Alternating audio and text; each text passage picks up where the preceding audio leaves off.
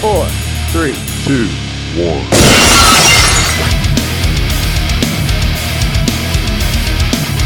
Put everything down and crank your speakers up. It's time for The Realest Podcast. Oh yeah! We got us a new world champion! And what is going on, guys? You're listening to the Realest Podcast, and welcome to March 6, 2017's Monday Night Raw review. And, it's sad to say that tonight's Raw was probably better than last night's pay-per-view, and tonight's Raw was okay. I wouldn't go off and say that it was outstanding, but it was okay. Yeah, it was sort of just in the air. There was parts that I really enjoyed, like like Austin Aries coming in. I like that Goldberg finally looked weak from Brock Lesnar, though I was really worried about that event. I literally thought that he hurt himself there. All right. Just didn't know when to take, put the belt down. He likes it too much. He likes the fruit roll-up. Yeah, he needs that fruit low roll up. Yeah, so, I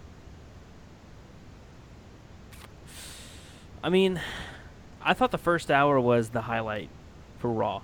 The first hour was solid. Yeah, definitely, 100%. I thought once it hit the second hour, it kind of, went downhill big time. And I think the third hour wasn't as good either. And I think the last segment really made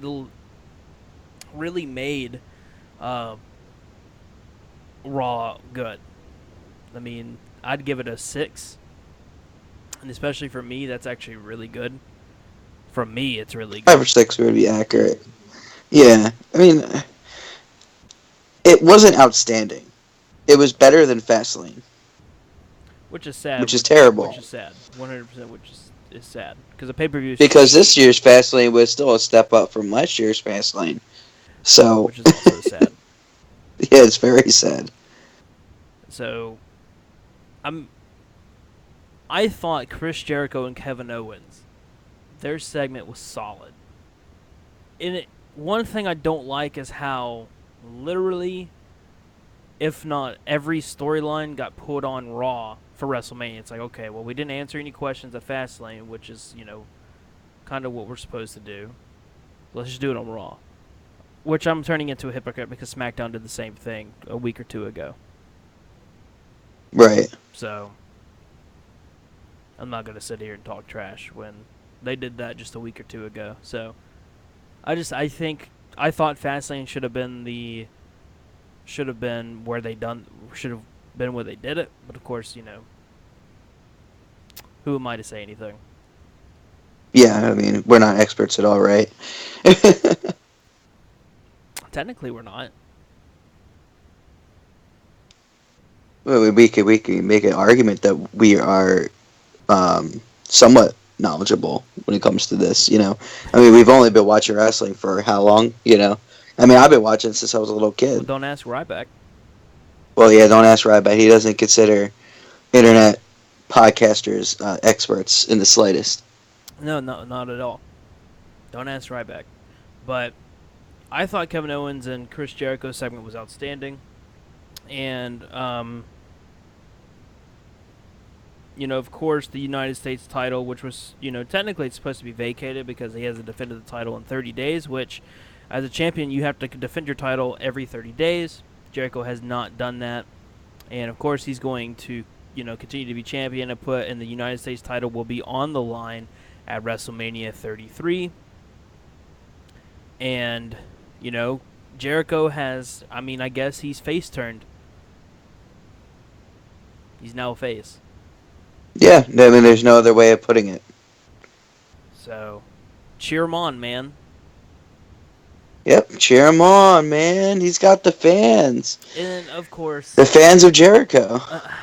Yeah, and then Sami Zayn, and, Mick Foley, being the great general manager that he is, puts Sami Zayn versus Kevin Owens, Samoa Joe versus Chris Jericho, and of course we see Chris Jericho, Kevin Owens completely destroy Sami Zayn, which these two have fought before, and it's just like, okay, these two have fought before. Why is it that Sami Zayn is basically not putting up a fight at all? It didn't make any sense whatsoever. No, I mean Sami Zayn's just getting buried at this point. I don't want to go on and say that he's getting buried. It's just like the best thing that they have for him is losing like he is. And, he's making people look good, don't get me wrong, but it's like at the same time, it's Sami Zayn. I'd like to see the guy win. I don't want to just see him lose. Yeah, I mean, he's got to be offered opportunities. He's in the same boat as Cesaro, in my opinion. Like, he's just some person who works his butt off, and he really deserves an opportunity. But he never gets to it because he has to wait in line for other people. But in reality, Cesaro's he's getting more rewards than, reward-wise, he's getting more than Sami Zayn. Sami Zayn's, Cesaro was a champion. It might have been a tag team champions, but, at least he was some sort of champion. Sami Zayn's got put into one United States Championship and just, I don't know where, boom. Was the show good? It was okay. It was better than Fastlane and better than last week's Raw. We saw The Undertaker tonight, which... Yeah, that was weird. We can honestly go on and talk about that. I don't want to go in order like usual, but let's talk about it. Undertaker and... Lord if I know. Braun Strowman and Roman Reigns? So, what'd you think of the entire segment? I'll give my opinion after you. I don't know, man. It's like, it's good to see Undertaker finally back, but I was a little baffled with how they did it because, like, they made it seem like Taker and Strowman were beginning a feud, and I was like, well, that makes no sense. Why have Strowman lose against Reigns and go up against Undertaker right after that? And then at the same time, you see Braun Strowman retreat into the crowd, which is uncharacteristic of Braun Strowman. And it's kind of like, all right, are they already starting to devalue Braun Strowman as a wrestler? Just like I said before, like Great Khali used to be the most dominant wrestler. What? You just said big cock. I said Big Khali, but Great Khali. Yeah, the Great Khali, not that, but the Great Khali used to be the most dominant wrestler in WWE. And then all of a sudden, when he took one pin, he became, somewhat devalued. And then all of a sudden, he became the Punjabi playboy. And he never won a match again. It's just... I don't know. Like, it looks like that's the direction they're going over Braun Strowman. He just lost, and now all of a sudden, he's tucking his tail between his legs and he's running. I didn't enjoy that part of it. And then all of a sudden, Roman Reigns comes out. It's like, all right, well, cool. And, Roman is telling The Undertaker off, and then Undertaker chokeslams him. And you know what? Honestly, that Chicago crowd was what made that segment. Roman was trying to talk, and all you hear is Roman sucks, and then they just cheer their ass off when Taker chokeslams them. So, I don't know. There's things I liked about the promo, and there's things I didn't really quite like about the promo. I don't like the fact that Strowman ran from Taker. I don't like the possibility of the three of them hooking up at WrestleMania. I don't think that's wise for either of the competitors. I was about to say, that's just me. That WrestleMania is going to be a triple threat match: Undertaker, Braun Strowman, and Roman Reigns. And that's what it's looking like, and it's, oh my god, There is one thing I can understand is because apparently Taker needs hip surgery pretty bad, and it would make sense to put, in a triple threat. It wouldn't put as much pressure on Taker. So that's the only thing that I can really think of to put him in a triple threat match. It also makes sense because, Strowman being Strowman is going to come out and say that he, that he's going to basically blindside Taker on something, which is very uncharacteristic of him, which he's actually one of the few heels that, doesn't run away from a fight, because a heel will, hit you while you're down, kick you while you're down, blindside you, stuff like that. Strowman, on the other hand, is he doesn't do that. He calls you out, let's fight, I'll beat your ass. So Right. we could see some uncharacteristics from Braun Strowman coming, which I wouldn't mind. It'd be okay, but Yeah, but Braun it's Strowman not Braun running. Strowman. Yeah, I agree. It the only way I can really put it is it caught Strowman off guard. So, or Strowman is, I don't have any beef with you type of thing. I don't know. It is uncharacteristic from Strowman to run, especially when he just told, Mick Foley last week to get out of the ring. And Reckless said the same thing that we've been saying. Sorry I'm late, but Raw was better than Fastlane. Yeah. Absolutely. I don't know. Where's It's just Juan? like there's things Where that you is can he? get. I know, right? We were just talking. Like he'll be so excited after that promo. All I'm saying is, Juan, I told you so. It just I don't know. I don't like the idea of Strowman doing things that are uncharacteristic of Strowman. I mean, Strowman, he's the guy that when somebody comes out, he's not running away. He's licking his chops, Mm-hmm. and that wasn't the Strowman we saw today. We saw scared little Strowman. You Right. know. Right. I don't know. And obviously, they're not going to have Strowman do anything to take her anytime, today. But I don't know. They don't have to. They could have had Roman Reigns come out and done whatever. If they were going to have Roman Reigns come out to begin with, they could have had him interfere before anything happened.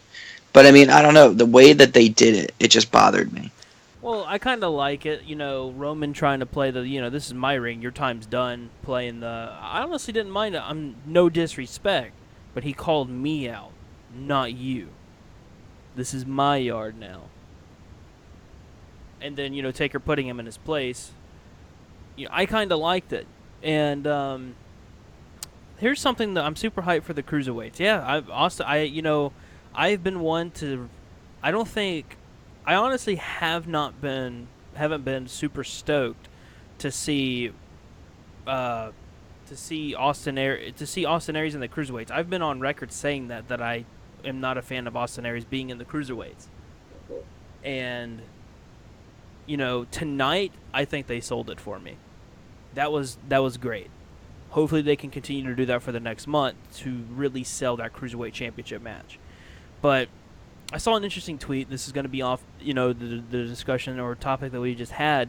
But, okay, so you know how every time they're in Chicago, you see or hear the CM Punk chants, right? Mm. Would you call it at this point, since just about every single segment that they have a promo in, you have a CM Punk chant, would you call it disrespectful to the talent in the ring? Oh, 100%. 100%. Because, like, if I'm a performer out there, it would kind of piss me off that they're not there to see me. They want CM Punk, and they're not afraid to tell you that they want CM Punk. It's like it's cool to miss CM Punk and want him there, but at the same time, like, I don't know, like it. It's okay to start it like once a day, like once a pay-per-view or once a Chicago Raw or whatever, but to do it like every single match, like it's a little obsessive. And like, for me, if I'm a talent, if I'm a wrestler, especially one of the younger guys, I'd be upset. Like, who the hell wants CM Punk back here when I'm here? And I'm the one who's here doing the work while CM Punk is off doing his own thing. Right. Why are they chanting for CM Punk when I'm out here giving my all when he's off doing his own thing? What do I mean, that's one way of looking at it. What do you because the reason I say that is because I saw the Best There Is podcast tweeted saying that it's basically disrespectful, and I thought it was an interesting topic that they do that, or that he said that. Now, WrestleMania 34 Chicago CM Punk, is 34 in Chicago? I don't think there's ever been a WrestleMania in Chicago. Not to my knowledge. WrestleMania 34, Chicago, CM Punk returns. Who knows? But that would be crazy. But it still will never happen. No, 34 is in New Orleans. What am I talking about? Yeah. Wait, 25 was in Chicago? Oh, 35. Reckless, you were confusing me. This isn't funny. But you're messing with me right now. You're making me look really dumb. This isn't cool, man. Oh, I'm joking. I think 35. I think there's a rumor that 35 might be on the West Coast. Not on the West Coast, but I think they might try to hit it back to the East. If I'm not mistaken, I Yeah. I think they won't come back to Texas for a while. The only reason they hit Dallas was because of the autocorrect, was because of the attendance record, knowing that they could fill it up. That's me, but I thought that was an interesting topic or discussion about the CM Punk chant. Um, you know, especially with the women in there, it just became really like, okay, like this is overbearing. I'm trying to watch the product. Right. And, they're allowed as anything in Chicago. Well, And like I said, it was every single segment. the way I look at it is, in reality, Punk's not going to be returning anytime soon. So the more and more No. they chant his name, it's like, what's the point? You're not going to be seeing. It's not like I heard that a lot of superstars return in 34. WrestleMania 34, that a lot of superstars are going to return. Like who? But like I was saying, I've I don't know. I don't even remember what I was saying, to be honest with you. But I do. About the CM Punk chants. If I'm not mistaken, this is from the Best There Is podcast. This is from his tweet. He said that Punk is on record saying that he does not like when the crowd chants his name. And what I was saying was, it's not like that if you say them loud enough that the WWE is going to go knocking, say, dude, we need you.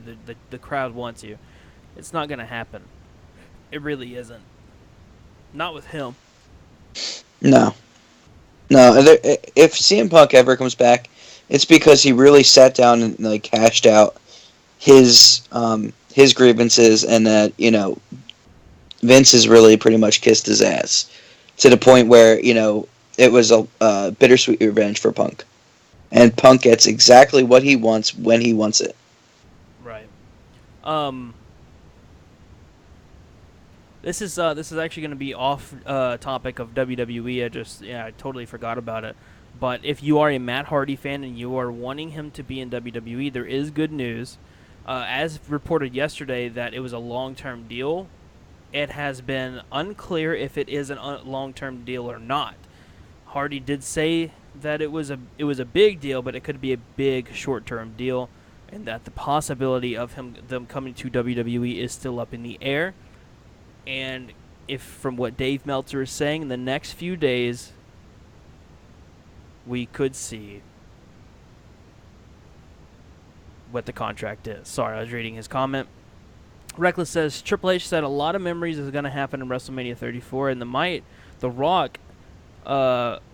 Rock might find Triple H at this time, and that's a huge possibility because Triple H did mock him at WrestleMania 34 speech.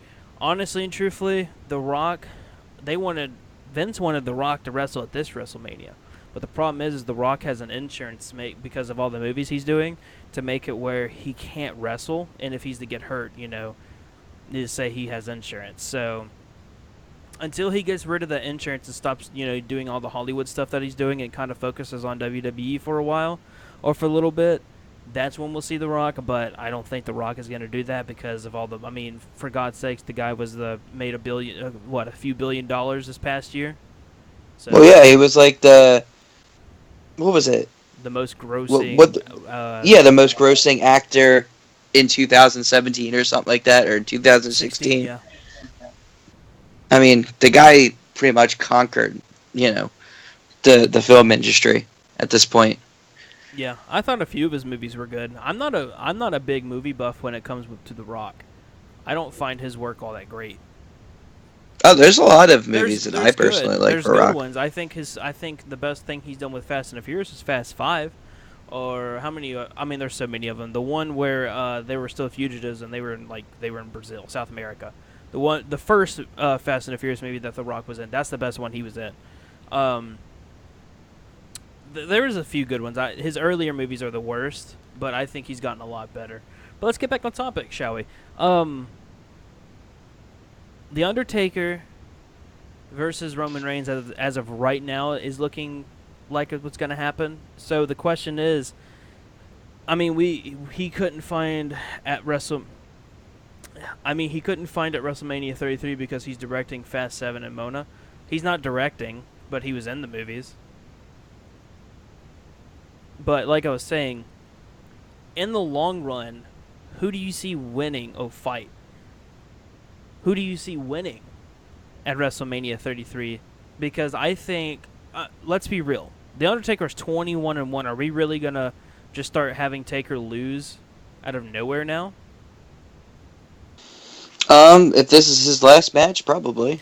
Like I said, you have to put his career on the line, and I think me personally, my dream matchup with him and being in Roman Reigns. Now, I'm not saying my dream match for Undertaker is him and Roman Reigns, but since we are going to be getting Roman Reigns, the dream matchup for me would be him putting his career on the line and Roman going heel. But we might not see that. I think we're. But then again, usually you get two heels versus a face, then two faces versus a heel when it comes to a triple threat match, or two faces that don't like each other. So, I mean, we could get that aspect of two faces versus a heel, but the two faces don't like each other. But, what do you think of the women's segment of tonight's show? Not interested. Now, I'm about as interested in it as Emelina at this point. Now, it's not Emelina, it's Emma now. Now, I know, I'm just saying.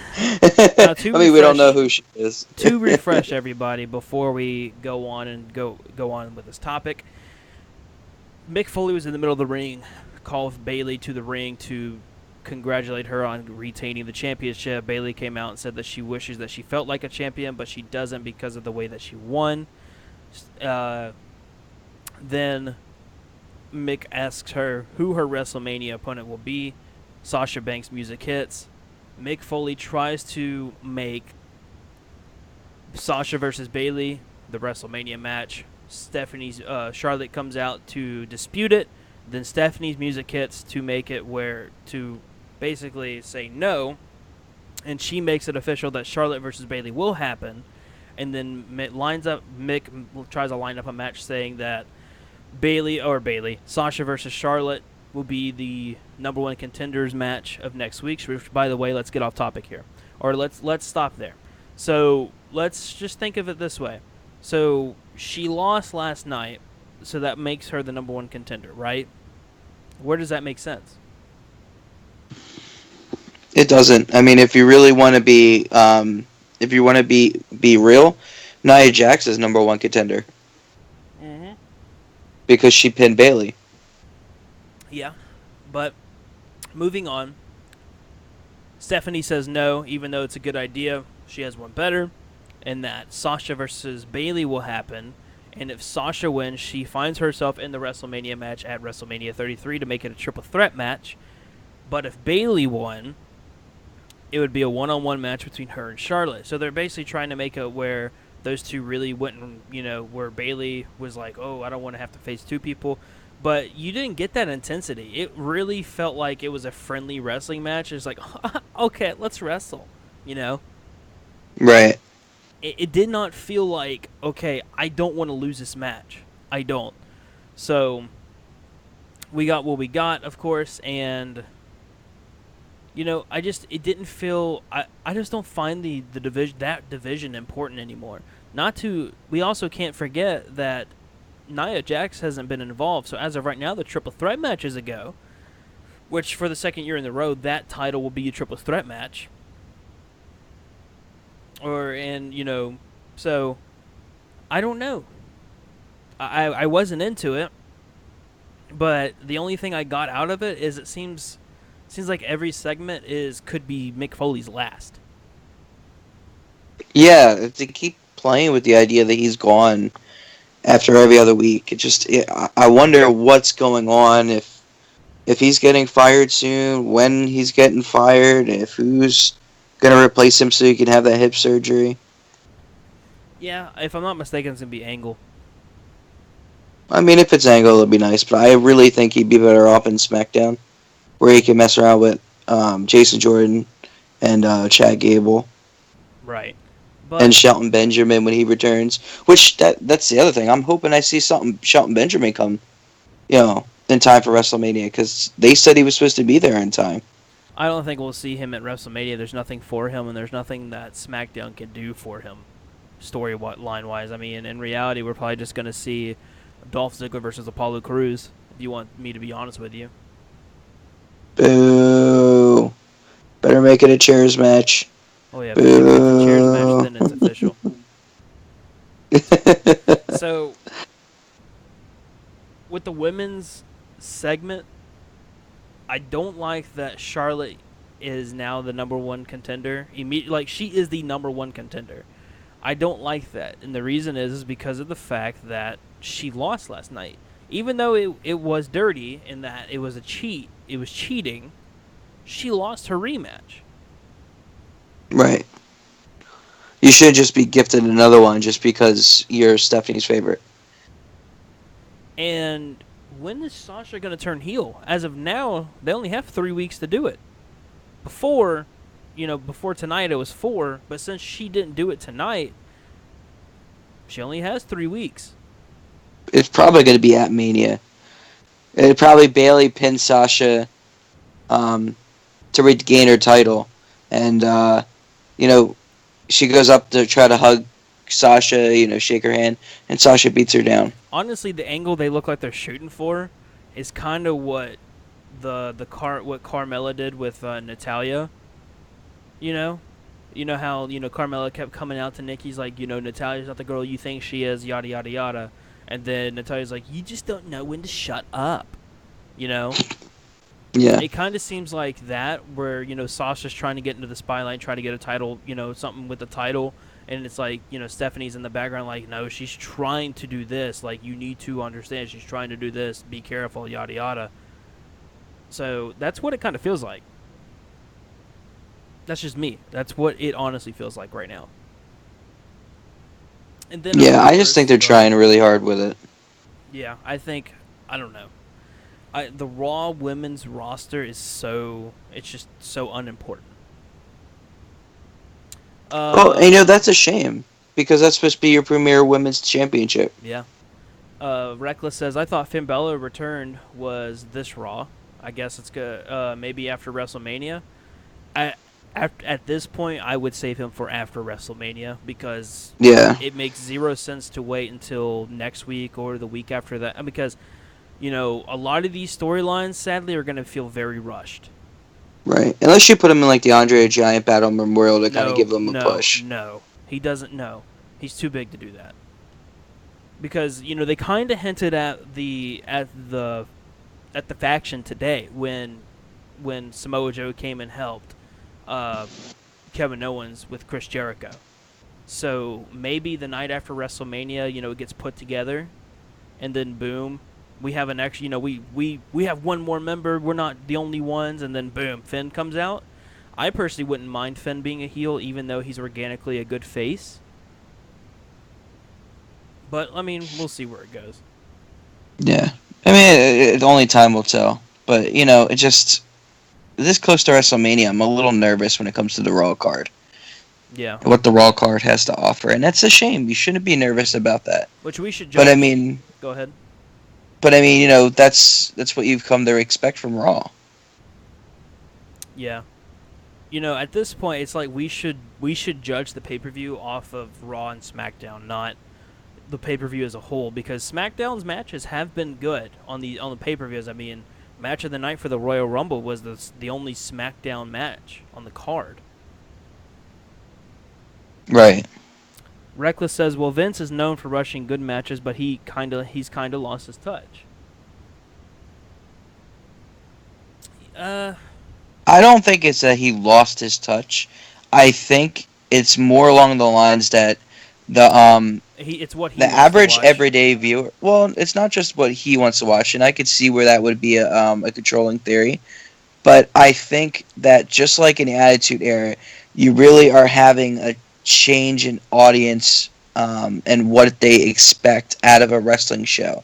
I think that you're seeing a lot more smart fans out there than just common everyday fans. So I feel like for the most part, the audience is really trying to get into the more critical storylines and really having a voice as to who is put over, instead of having people forced down their throats. Like, we saw how big Daniel Bryant was, and Daniel Bryant wasn't getting the opportunities that he was until the crowd started cheering for him. Oh If the no, crowd wasn't so hard on for Daniel Bryant, he would have never gotten that opportunity. would have And you been could say the Randy or same thing about Batista. CM Punk. Yeah, it would have been Randy or Batista. You could even say the same thing about CM Punk. If the fans weren't so into CM Punk from day one, he wouldn't have gotten the opportunities that he was afforded. And he was lucky to get those opportunities that he was afforded. As screwed up as the shit that they put him through. I mean, he was the longest reigning WWE champion in the common era. That's huge for somebody who is uncharacteristic of Vince's design. I wouldn't say WWF had a lot of good wrestlers. I think the wrestlers right now are better than what the WWF had. It's just how edgy it was, so it made it where it made the product better. Where you can go on and watch TNA, and there's a few good TNA wrestlers, but by just listening to what they say, it makes it, oh my god, like that's really good. But when it comes to Vince has lost his touch, I wouldn't say he's lost his touch, and I wouldn't say he rushes it on purpose. In today's world, today's world is very impatient. It's about supply and demand, and building something up, and having patience. It hurts, but at the same time, it's just like timing is really important when it comes to these type of things. So with New Day, they waited way too long to have the New Day lose the titles. But I wouldn't say that it's all rushed, because in reality, today's world is about supply and demand, and it's all about being rushed. That's just how today's world works. Yeah. Or was it the Attitude Era that made it good? I would think that most people would say the Attitude Era. I mean, like, people as kids that got to watch Hulk Hogan in the WWF or WWE, that booking was awful. But because at the time you believed that this is before wrestlers couldn't go out in the public without being in kayfabe. This is before anybody knew that kayfabe was a thing, and people before really anyone knew that wrestling was fake. There was of course those people that thought it was fake, but before it was publicly known that it was predetermined. Right. So I think the Attitude Era helped with all with being a chair shot to the head, making it more brutal and stuff like that. Absolutely. So that's just my opinion. I mean, I grew up at the end. I started watching wrestling at the end of the Attitude Era and into the Ruthless Aggression era, and into the PG era. Which at this very moment, I don't know which era we're into. It's like the eras have switched so many times, because at one moment it's AJ Styles era. Now it's the era of the Wyatts, Right. or the People's era, as The Rock said it was. So it's like, whose era is it? I'm tired of hearing era. Like, quit forcing it. Right. The women's era, the you know, there's so many errors that they throw out there. How long is an era? A month? To the WWE, it seems like that. I mean, Honestly, you could argue that an era is pretty much like a decade. mm-hmm. I But you get mean, what I'm saying. yeah, yeah. It just WWE really has a hard time with the word era lately. I think they're trying to coin every little bit of it, um, to try to get over. I guess I don't know, but it seems like everything they do is the era of this. This is the era of women's wrestling, or the women's revolution. Right. I mean, I grew up when The Rock was in domination. So what? Yeah, the nation of domination. Mm.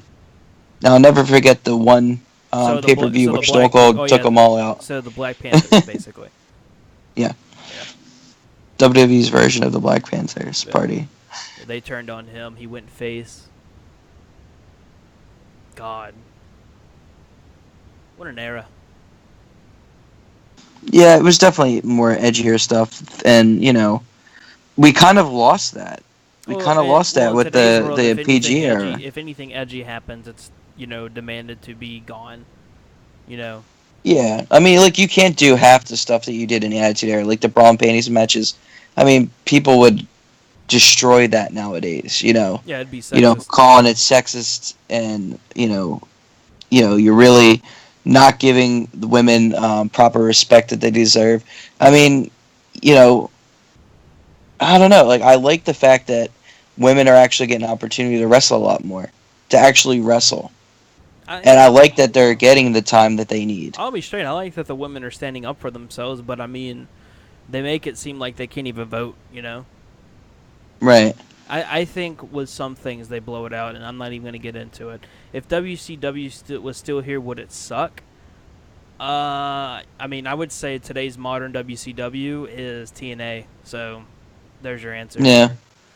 Pretty much everybody from WCW went to TNA. Either went to TNA or waited for their contracts to run out with Turner and go to WWE. Hint, Goldberg. Yeah. That's why the NWO didn't come back, because the way their contracts worked is even though the WCW was terminated, nobody lost their contracts. So people were getting paid monthly to sit at home. That's why you didn't see Kevin Nash return for a few years, or same with Scott Hall. So personally, I don't know. TNA there was a moment in time where TNA really had it. Like, I watched TNA every week, and there was points where I thought TNA was better than WWE. I mean, just imagine this for your roster: Reckless. You had Kurt Angle, Christian Cage. You had AJ Styles, a young AJ Styles in his prime, or right before his prime. You had I've already said Kurt Angle. You had Booker T. You had God, who else? Sting, Samoa Joe. The Hardys, right? No, the Hardys weren't there. Raven was there. Jeff Jarrett. Robert Roode at the time. Jeff Jarrett was in charge. Mick Foley was there. God, there were a lot. Galloway? No, Galloway wasn't there. He's in WWE. Or not Galloway, what's his name? He used to be in Freebie WWE. was there. You had LAX. DDP. Not DDP. I was thinking about Drew Galloway, I think his name was. What's her name? What's her Or name? Drew McIntyre? No, McIntyre wasn't there either. Damn, TNA was good and Hulk Hogan. No, when Hulk Hogan joined TNA, that's when TNA fell. Hulk Hogan did not make TNA better at all. They made it worse. So Well, didn't MVP go to TNA too? yeah, he did, but it was when TNA was on the downfall. Hmm. So did Mr. Anderson or Mr. Kennedy. So, but let's get into this. It'll be the last thing we talk about tonight. The tag team division. Next week is the number 1 contenders match. You know that's not going to end well. So, triple threat match for the Raw Tag Team Championships. Looking promising. Raw in general is looking like a triple threat other than the Universal title. Which, by the way, if anybody out there thinks that the WWE Championship is going to main event WrestleMania for SmackDown, you're wrong. It's going to be Brock Lesnar and Goldberg. That's some messed up stuff right there. Yeah, but Yeah, I still agree that, or I still think that the Royal Rumble winner should highlight WrestleMania. right. But what do you think though about the possibly having or seeing the Raw Tag Team Championships basically going up on the line for a triple threat match and basically being all their tag teams going up for it?